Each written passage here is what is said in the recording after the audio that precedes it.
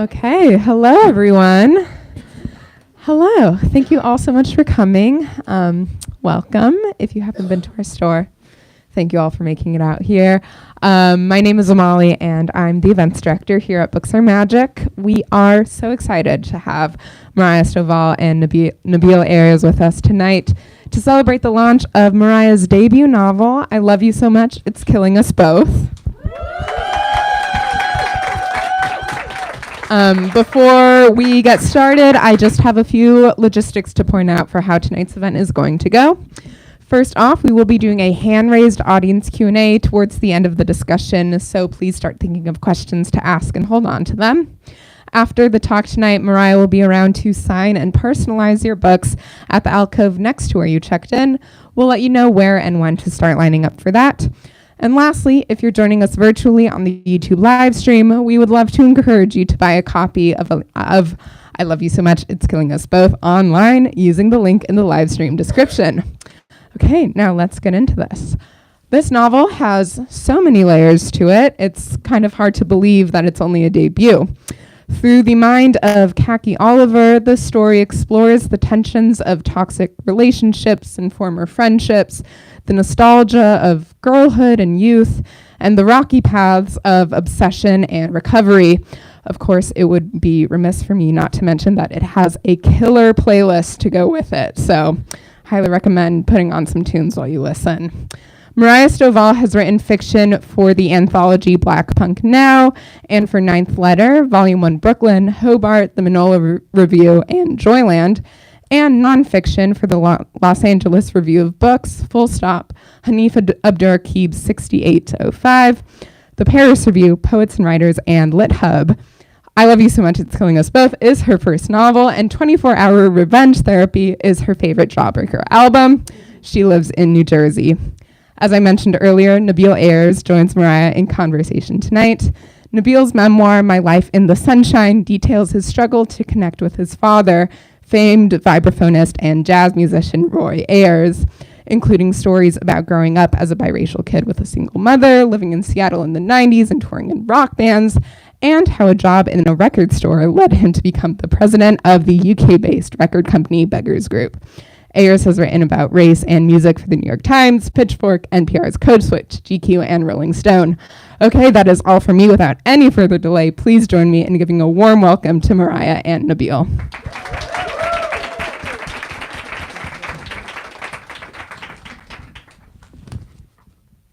Hi, everyone. I'm going to read for I think 3 or 4 minutes, and then we can chat. This is page 6 of the book, so it's not quite the beginning, but it's pretty close. And I will just jump right in. A girl named Fiona used to send me mail. She used to pull my shoulders back when I slouched. She read me literature from the Southern Gothic tradition while we walked my dog. She never took her eyes off the page, and she never tripped over the cracks in the sidewalk, which is good because if she did, she might have fractured something. She said she loved me. She left without saying goodbye, but if you were to ask her, she'd say I left her. She would be right, but that was a very long time ago, and we are women now. She wrote me letters, wrote me into existence. I returned the favor. We made magnets of whomever would accept us for what we were. We attracted only each other. Without her, there is no me, or at least not in this configuration. It's not a question of whether I would be different if our paths hadn't crossed, but a question of degree. How many more friends would I have were it not for the bar she set, then failed to clear? How many more plant species would I be able to name if I still stayed up late listening to her contour Latin around the edges of her teeth? With how much more ease would I be able to define amare, fides, protetion? I make the envelope into hope by waiting to open it. I leave my shoes at the door and hang my backpack on a hook. I straighten the leash on the adjacent hook. There's no dog here to greet me. I turn the lights on and then off and then on, counting each time up and up from a random number. In the kitchen, I press a glass of cool water to my face. I boil water for tea because when I calm down, my body will remember that it's January and my radiator is capricious. I've apparently thrown the envelope on the floor. I wash and dry my hands and retrieve it. I try to remember what Fiona is. A full body rush, a cursed experiment in collaboration. Someone to share things, a piece of gum, life with.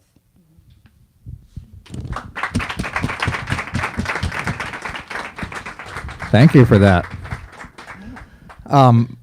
Before I get into the conversation, I have to mention why we're here because it's a pretty funny backstory. My memoir came out about a year and a half ago, and a woman named Teresa Stovall interviewed me for the magazine The Forward, and then ended up hosting my book event in Atlanta last year.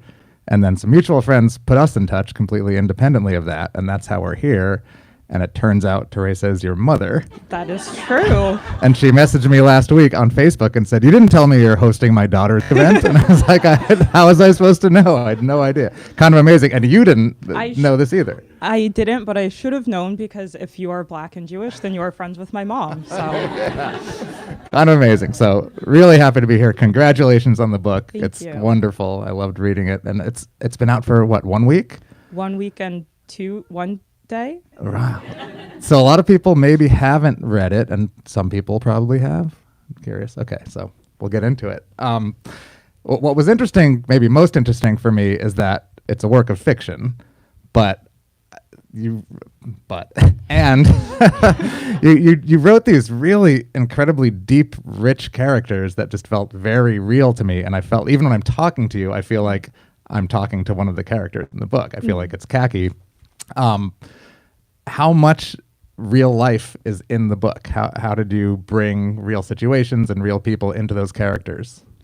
Yeah, that's a great question. I think that I feel I think I knew when I was writing it that people were like going to feel that it was very close to my life or my friends' lives, and I think there's like the themes are definitely pulling from real life, but in terms of like the particular characters and like the plot points and everything, this book would have been published much more quickly if I had just been kind of like writing down, the people I knew and the things that happened to us. But for instance, this, if you haven't read the book yet, will have more significance once you do. But in terms of like how Khaki ends up meeting one of her love interests, something that a memory that I think I'd like buried for a while and like remembered kind of slowly subconsciously as I was writing this book, is that there was a time when I was in early high school, so like 14, 15, and I was at a show in the city with one of my friends, and there was a break in the set, or the bands were switching off or something, and I turned to like see where my friend is, and she's like not there, and I like kind of look around, and then I find her, and she is like making out with an adult man, and I'm like, oh, okay, that's cool, I guess. And many years later, and he gave her his business card because he was an adult man who has a business card, and it's not my place to say like what that interaction was like for either of them, but many years later, like that wasn't like a big turning point in my life, or I think her life even, but many years later I was watching a music related documentary and I saw a name in the credits and I was like, why is that name so familiar? And then I Googled it and I was like, oh, that's that guy with the business card who makes out with 15-year-olds.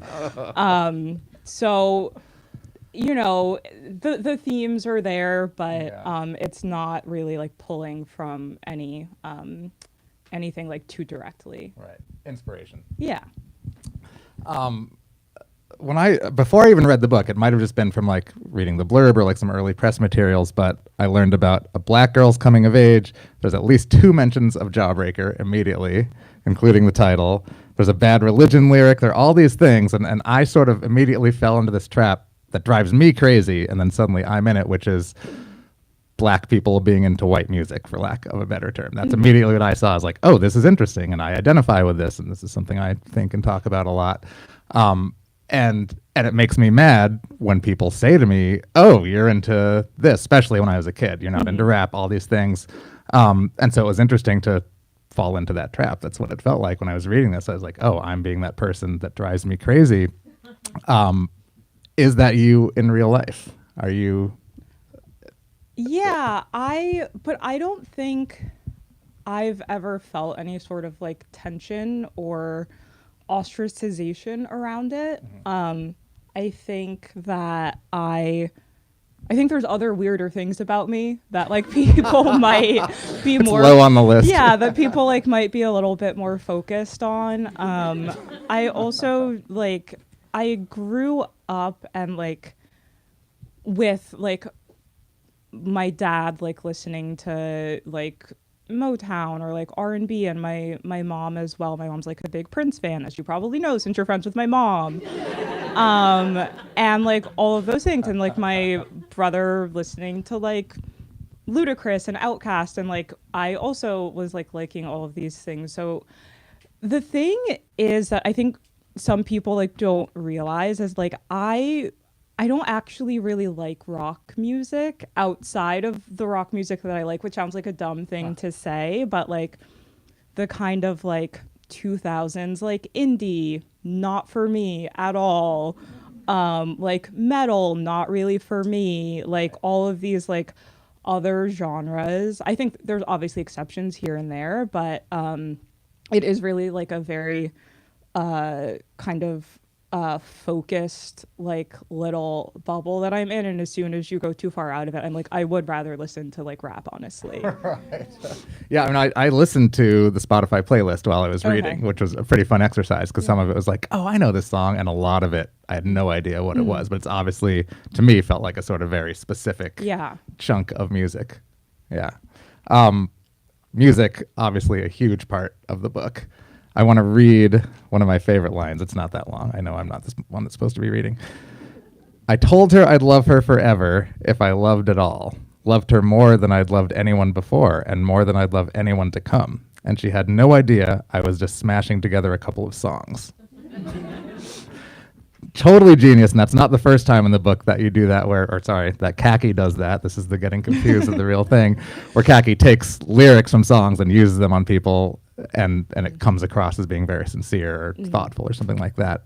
Where did that come from? It's really great. And is that a real life thing, or is that fun fiction? I one time I said a line from a song to someone who I was in a relationship with, and the line was, it's from a Bomb the Music Industry song. I don't remember which one, but it's I finally found someone to be antisocial with, or something like that.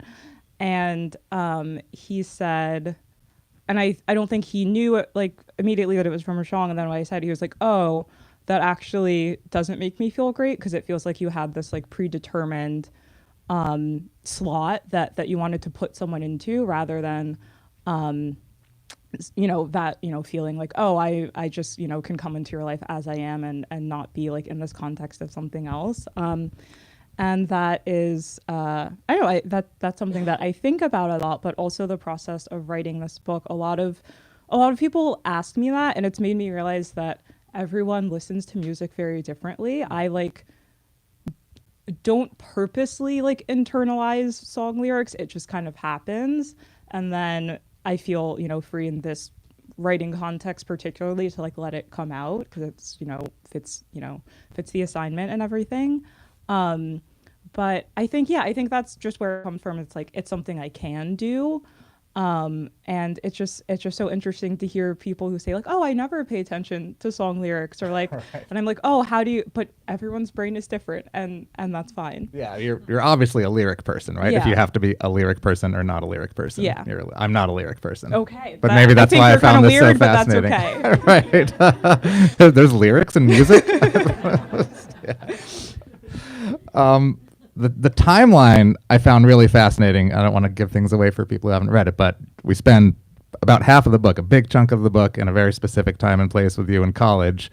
But then we go back and learn a lot with khaki in college, not you. I'm sorry. It's okay. And then we go back and learn a lot more about khaki and Fiona and the relationship of kind of how it got there. And I thought it was so brilliant because I was wondering a lot of things in the first half, and then a lot of that is explained in the second half. And it was really cool that I had to wait for it and kind of get this set up. Was that by design? Did you write it that way? Yeah, so it's actually, I mean, first of all, it was a long time ago, but it's also just like hard for me to explain the structure that I originally envisioned for the book. But it would involve, I could like maybe draw it for you, so like we don't have to get too deep into that. But basically, I wanted there to be a story that needed to be interrupted by other stories in order for it to make sense. And so what you have now with the present day storyline is that thing that needs to be interrupted to make sense. And so I knew that I always wanted to focus on the past because the book is about someone who's very stuck in the past. So it did always have this sort of structure. It used to be slightly different where it originally went back for a little bit further and had less of the present day. But I got really great feedback that I'm glad that I ended up taking to kind of swap that and look more, toward the future and a little bit less deeply towards the past. And so the general concept was just like, I don't know, that's what made sense to me from the beginning. Yeah, it really worked. It builds in a really great way. Yeah. What was the actual writing process like, and where did you actually begin? Yeah, the beginning, it like that first paragraph, I think was always there in some form. I think it's like, a little cleaner now. But I always started with this like, I guess meditation on like desire and like physical desire especially. And I think from there, I probably had like a very vague outline in my head but I think I wrote pretty much in the order that you're reading it. So like I would, try to write the first thing that you're going to read, some draft of that to its end, and then know that, okay, I'm going to do this other part and try to finish that chunk and then loop back around. But I think sometimes when I was revising it, I would try to read it in chronological order. So I have read it out of order, which technically would be the right order, right. But it's the wrong order for like the reading experience that I wanted to give people. Right, because it sort of would maybe tell you too much. Yeah. There's no that the discovery was a lot of the fun of reading it. Yeah, interesting. Wait, I lost my place. This is a very obvious one, but I'm really curious. Were you listening to music while you were writing, and were you listening to this music while you were writing? Yeah, definitely. I think that something that I would do when I was maybe should have been writing, but like was a little too tired to actually do that, is I would the playlist has changed somewhat, from first draft. I used to have way more. It used to be a lot more chapters that were shorter, and then I ended up, cutting it down and condensing some things. But something I would do to like help me just like think through revisions when I wasn't quite ready to edit was just like listen to the playlist, because like to me now these songs are like associated with the scene in the book, so that would like help me think through like, oh, this is what happens at this moment, and like I should, does that need to be like fleshed out more, or could that be moved to like another part? So I definitely listened to it in that way while I was like putting the book together. But yeah, also just while I'm sitting there, yes, I was listening to related things, and sometimes like the particular reference of like, oh, what t-shirt is someone wearing, or like what record are they listening to. Sometimes I literally just like changed it every time I was editing based on like, what was in my head. Yeah, I listened to, there's a fair amount of music in my book as well, and I kind of used it to jog memory. I mean, mine is it's a memoir, but yours is, at least real time and places and real shows. Yeah. But I found music really helpful to like remind me of certain times and places when I was like, God, what was I listening to in 8th grade? Oh, well, now I can just listen to it, and that would help bring back memories and smells and all kinds of things. It's kind of fascinating. Yeah. And without listening to lyrics at all. But were the lyrics Will the lyrics distract? Do they distract you while you're writing? No, so Because I can just tune them out. if I had my way, if we didn't have any copyright laws, I for a really, really long time, and I'm again glad I took the feedback and like was like, okay, I'm wrong. We don't need to do this. I had like not all of them, but like a couple of lines from each song would like pop up in the margin of the chapter as it went on. Which to me is not distracting at all, but everyone else was like, this is too much. I don't know what this is. I want to focus on the story. Right. Like this is just like pulling me in another direction. So yeah, there used to be even more of a presence of those in there, but you know, I let them go, but I can still hear them when I'm reading. So I guess that's all that Right, matters. that's all that matters. There's another.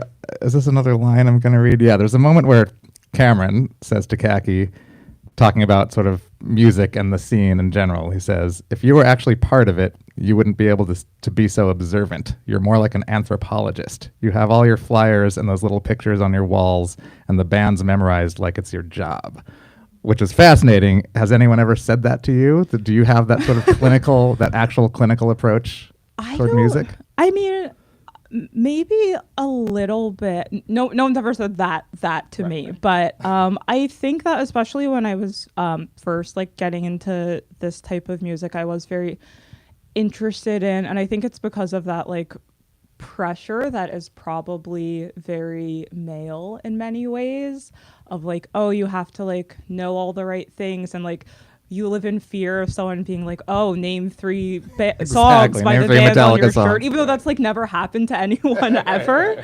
But like maybe we should start doing it.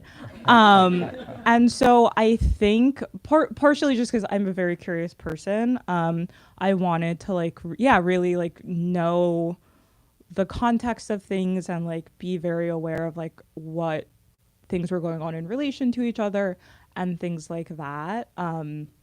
But I think as I've gotten older, there was less, I think I just had like less time and energy to do that. And like, I don't know, at a certain point, it's like, is the 80th band that you learn about like that interesting? Like, I don't know, it's like kind of all the same at a certain point maybe. So I think like it is valuable to know that, but I also think that like, that doesn't make you like a better music fan or something if you like know all the history and like the lore and everything. Right.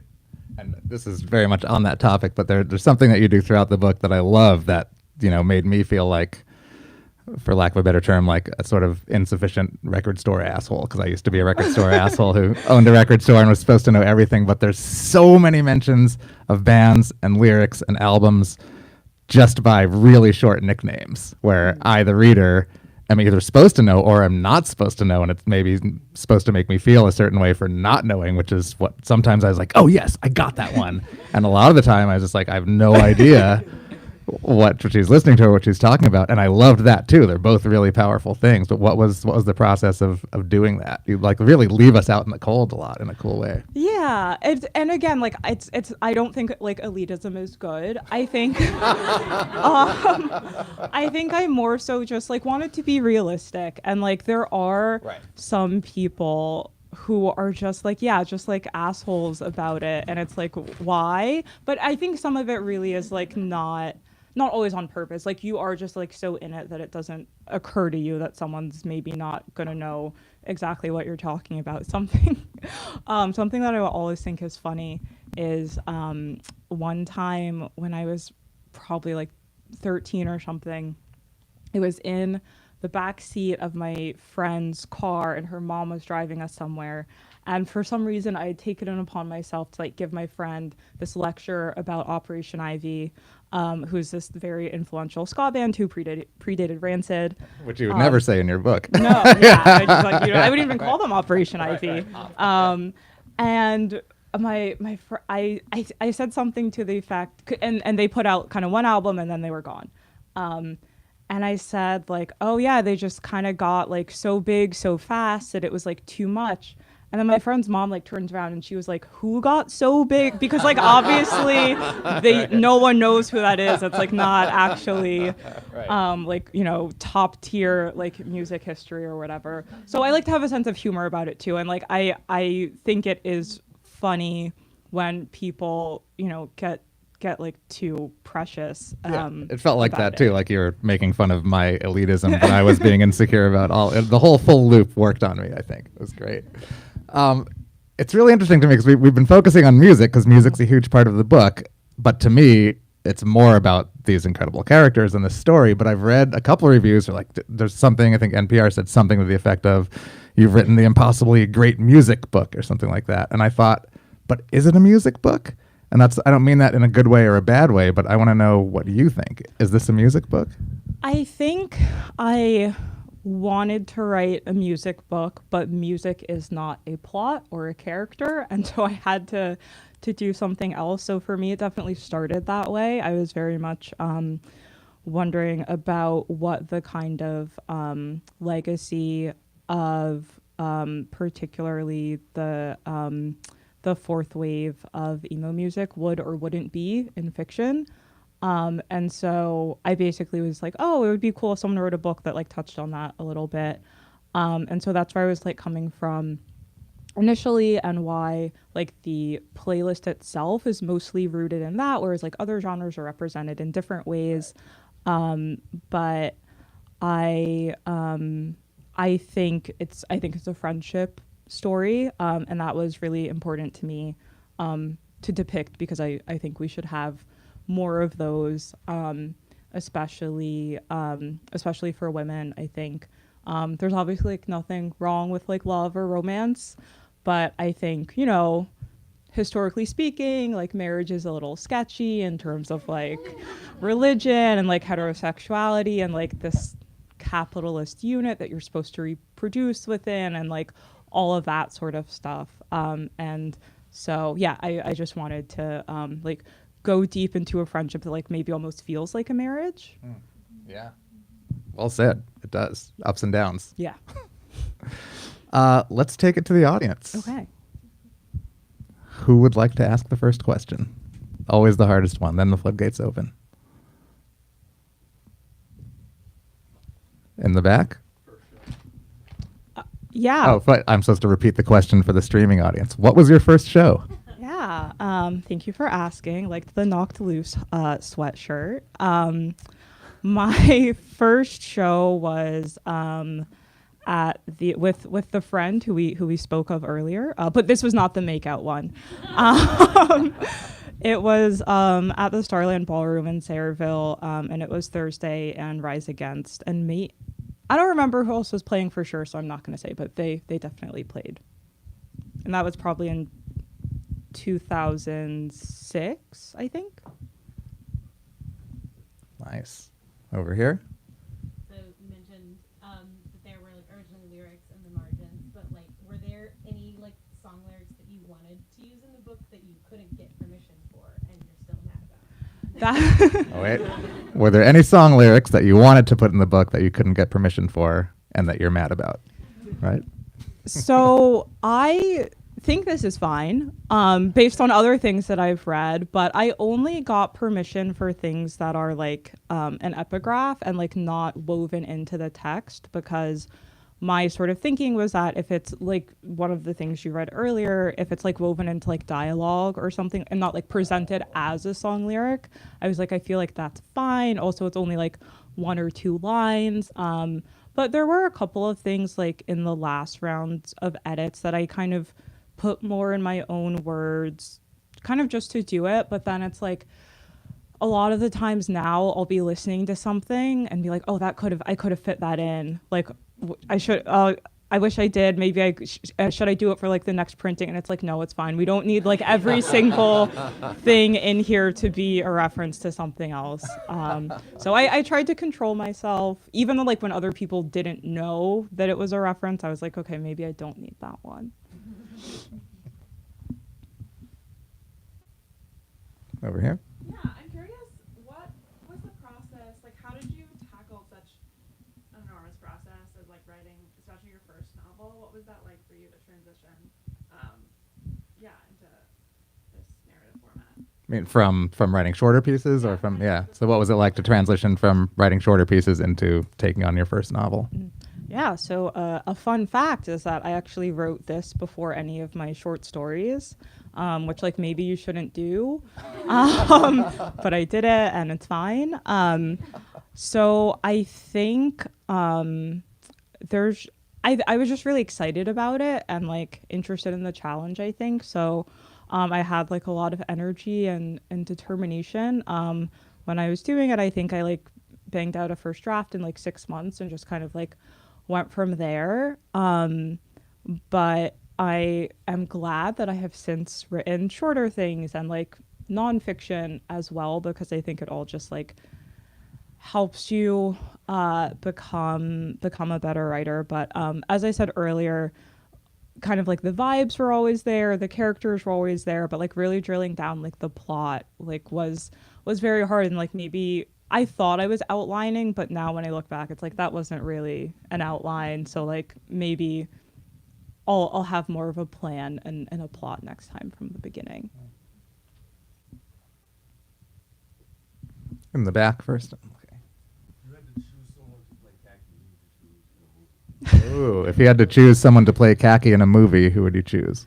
I was like maybe thinking Zendaya, but also like I feel like we should give a newcomer a chance. So like an unknown would be fun, but I think she definitely has a Zendaya or Zoe Kravitz type of vibe. I always answered The Rock when people asked me about mine. Not about Khaki, about me. Someone over here? Yeah. How much do you keep up with music that's coming out now, like music in the similar scene that you're paying attention to coming out now? Yeah. Oh. How much do you keep up with current music in a similar scene? I'm getting better, like not as much as I used to. Kind of during the pandemic, I got a little bit back into it. I'm still not going to a lot of shows, just because I'm like kind of a homebody, and like too lazy to go outside at night. But I think, you know, I have a spreadsheet that I'll put like, oh, here are all the shows that are coming up, and like, so a lot of the time I'll buy the ticket and then I don't go, but it's like, oh, they're getting the money still, so like that feels good. But I can go a couple of days or like even a week maybe without listening to music now, whereas like I would, yeah, right? Like that's weird. That's wild, yeah. But I listen to a lot of podcasts, and I think the reason that it's like hard for me to like with music a little bit is because I like know it'll never be the same, and so like it kind of always feels like a lesser version, which is like ridiculous and like who cares. But if I didn't have a job, then like I would spend all day like figuring out like, oh, who's like the new whatever, and like what label is like interesting right now and all that kind of thing. But I think the way That's a job. Well, but it's not my job. Yeah. But if anyone wants to like support, like Venmo me like some money to do that, I'll think about it. But yeah, it's, you know, a little bit, but like not as much as I used to. Though I do feel like at this point I'm like generally caught up on like the bigger stuff. I know like the current drama and hardcore right now with this band called Escuela Grind, which like everyone in the he knows, yeah. So like I'm a little bit aware, but like not as much as I used to be. Right here.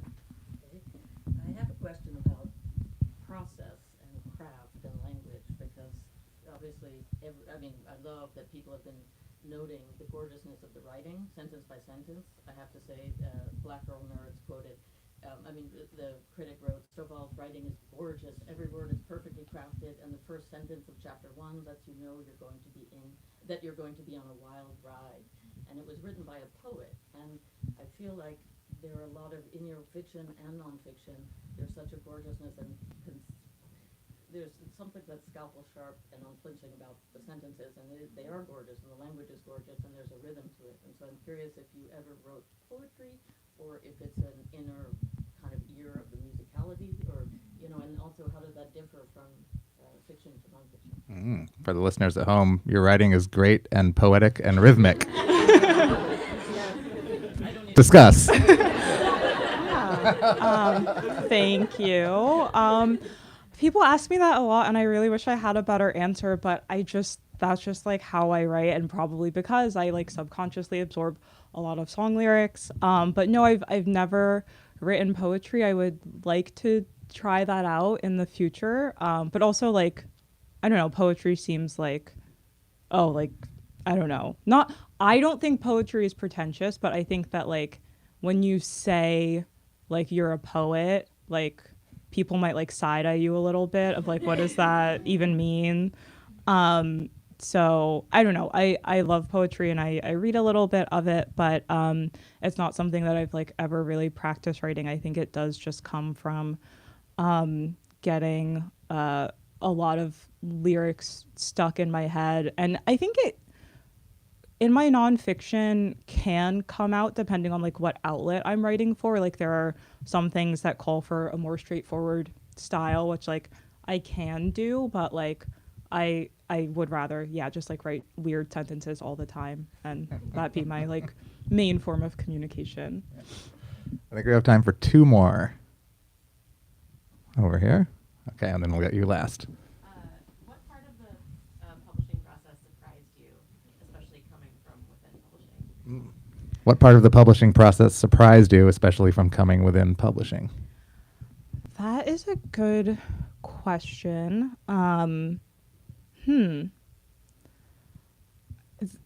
I'm not pausing because there were no surprises. I'm just like trying to rank them and figure out which one was the most surprising. I think